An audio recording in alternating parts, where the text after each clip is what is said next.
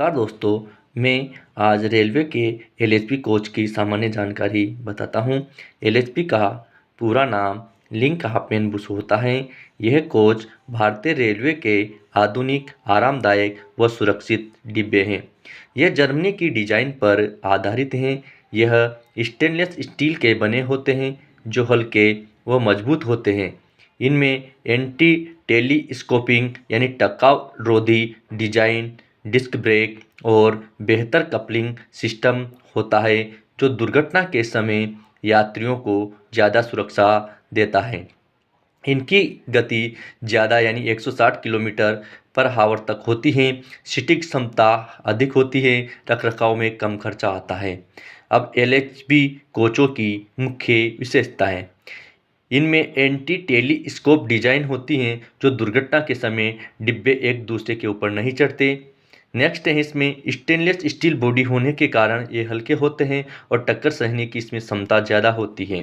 Centre buffer coupling CVC के कारण बेहतर सिस्टम जिसमें टक्कर का असर कम होता है। डिस्क ब्रेक सिस्टम होता है जो ज़्यादा प्रभावी, जिससे ट्रेन जल्दी रुक जाती है। अब अगला आता है इसके अंतर्गत आराम और सुविधा। आईसीएफ कोच से 1.7 मीटर ज़्यादा लंबा होता है, जिससे सीटों की संख्या यानी आईसीएफ में स्लीपर में 72 और थर्ड एसी में 64 होती है, तो एलएचबी में स्लीपर में 80 और थर्ड एसी में 72 सीट, और इसमें जो इकोनॉमी थर्ड एसी कोच आया है उसके अंतर्गत 80 सीट होती है। अगला है बेहतर राइड। राइड इंडेक्स 2.5 से 2.75 होता है, जिससे यात्रा आरामदायक होती है।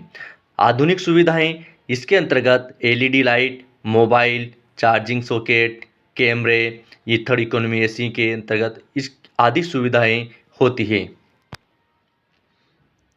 प्रदर्शन यानी उच्च गति, हाई स्पीड।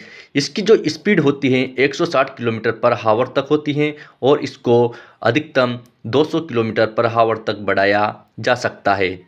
अगला है कम रखरखाव, यानी आईसीएफ की तुलना में पीओच में कम खर्चा आता है और कम समय लगता है।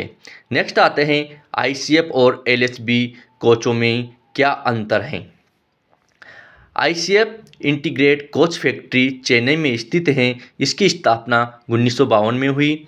उसी प्रकार से एलएचबी कोच बनाने की फैक्ट्री कपूरथला में है। ये कोच जर्मनी से भारत लाए गए, परंतु वर्तमान में आईसीएफ, एमसीएफ, रायबरेली भी एलएचबी कोच बनाती हैं और इसकी स्थापना वर्ष 2000 में जर्मनी से भारत लाए गए हैं ये कोच। ये लोहे से बने होने के कारण भारी होते हैं आईसीएफ, जबकि एलएचबी जो होते हैं वह स्टेनलेस स्टील के बने होने के कारण हल्के होते हैं। आईसीएफ के अंतर्गत एयर ब्रेक का प्रयोग होता है, जबकि एलएचबी के अंतर्गत डिस्क ब्रेक का प्रयोग होता है। आईसीएफ कोचों की अधिकतम गति 110 किलोमीटर पर आवर होती है, जबकि एलएचबी की स्पीड 160 किलोमीटर पर आवर होती है और इसको अधिकतम 200 किलोमीटर पर आवर तक बढ़ाया जा सकता है। आईसीएफ के रखरखाव में ज़्यादा खर्चा आता है, जबकि एलएचबी के रखरखाव में कम खर्चा आता है।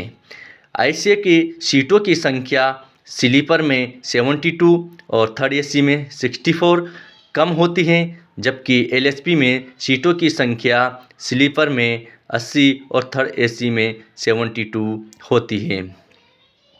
आईसीएफ में ड्यूल बफर सिस्टम यानी स्क्रू कपलिंग होने के कारण दुर्घटना के बाद डिब्बे एक दूसरे पर चढ़ जाते हैं, जबकि एलएचबी के अंतर्गत सीबीसी यानी सेंटर बफर कपल होने के कारण दुर्घटना के बाद कोच एक दूसरे के ऊपर नहीं चढ़ते हैं। आईसीएफ के अंतर्गत राइडिंग इंडेक्स 3.25 होता है, जबकि एलएचबी के अंतर्गत राइड इंडेक्स 2.5 से 7.5 होता है। इसमें पीओच की अवधि आईसीएफ में 18 माह और आईओच की अवधि 9 माह होती है, जबकि एलएचबी में पीओएच 36 माह में और एसएस1 18 माह में होता है। साथियों, ये मेरा आज का पहला वीडियो है। आगे मैं इसी प्रकार से मेहनत करके और वीडियो बनाता रहूँगा। आप सपोर्ट करते रहना। धन्यवाद।